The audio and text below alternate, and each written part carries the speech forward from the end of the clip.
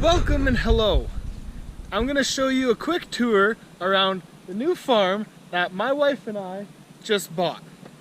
Here I'm standing in front of the house here, and we're going to walk around and I'm going to cut to each little field, each little cool feature, and then eventually we'll go into more detail on it. So right out the gate, obviously there's the house. Then if you go right here, there's a great big little field, probably 3 or 4 acres, that was put into hay. And my idea is I'm going to fence it off. There's a little hay shed there. I'm not sure what I'm going to do with it yet. But yeah, this would be a great spot to have cows right up close to the house. If you're calving, I'm going to try to keep it out. Great spot to keep cows close to the house when you're calving, or just a few bottle feds or something nearby. So I'm not going to keep cows in there all the time. Now let's go on. Here's the backfield. So this property is a quarter section, which means it's a quarter of 1 mile by 1 mile, which is the way they used to subdivide land way back when.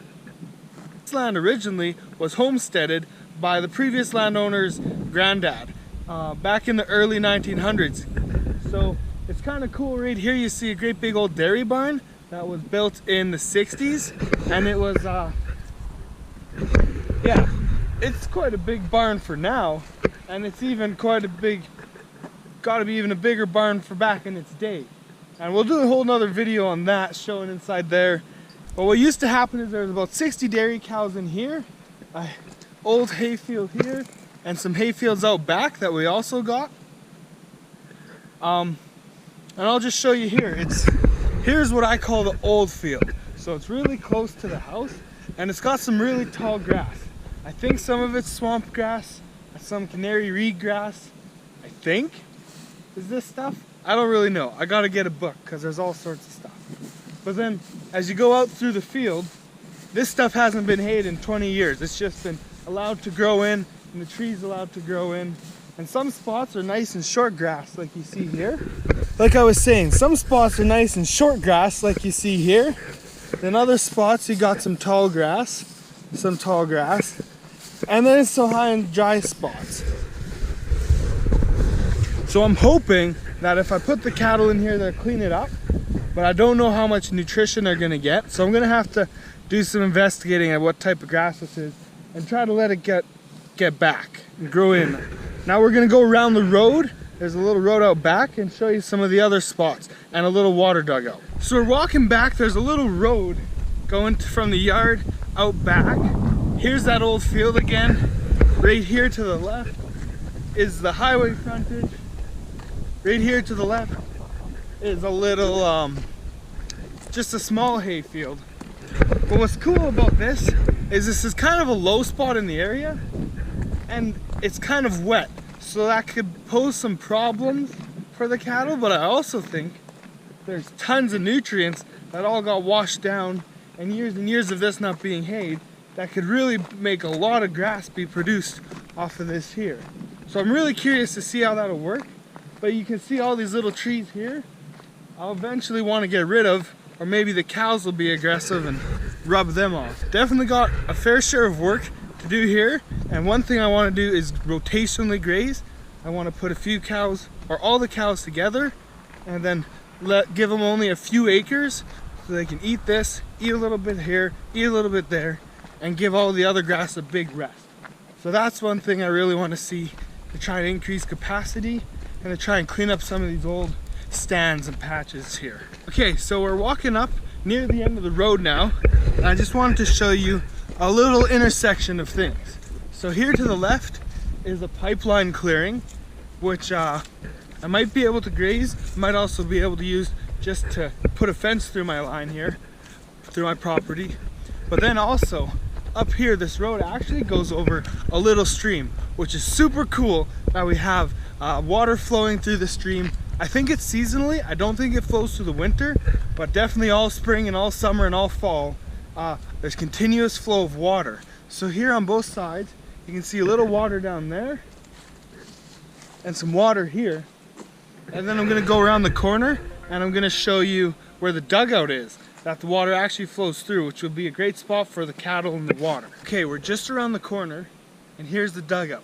So this must have been dug years and years and years ago. This is pretty cool because the river, that stream I just showed you, actually flows right through the middle of it, which will give me not only continuous supply of water for the cattle year round, I think it'll be a good source of water that doesn't sit and grow algae and stuff, but it also basically cuts right through the middle of the property, which will give me all sorts of spaces to give the cattle access to water. So if I do the rotational grazing like I talked about earlier, if I only give them 5 acres here one day and 5 acres here the next day, then I can actually possibly pump water or move a water source along and keep giving them access instead of having like a well in one spot that I got to get them all the way to. So it's pretty cool in that regard. And then you see around here, this is connected to that old field. This grass seems a little better, a little shorter, better established, and then it's a little drier here. So I'm curious to see if the grass will turn back to this if the cows clean it up. But let's go around the corner to the other field that we got that's actually cleared. That'll make some good pasture too. Okay, so here's around the corner. We're just on the other side of the dugout there. And this is all still the same quarter. Right here is just around 40 acres. That is all cleared. That used to be cleared years and years ago by the people who homesteaded this. They actually used a lot of this lumber in the house, in the barn. There's a bit of a cool history behind that. But this is all 40 acres, and it yielded quite a few bales. I think they said about 60 or 70 between this and the other 5 acres, which is pretty good, I'd say.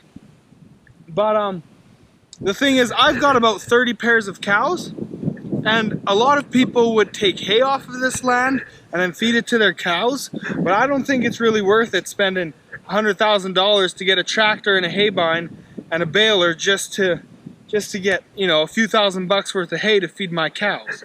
So what I think I'm gonna do is I'm gonna graze all of this, and I'm just gonna buy my hay every year, and I'll feed and winter the cattle out in these fields. There's actually some more cleared fields out further back there that we'll show you later.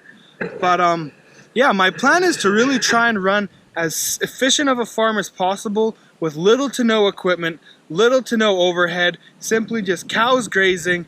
And another way to do that with the rotational grazing, to cut down on hay, you're gonna obviously have to feed hay here in Canada in the winter. There's no getting around that.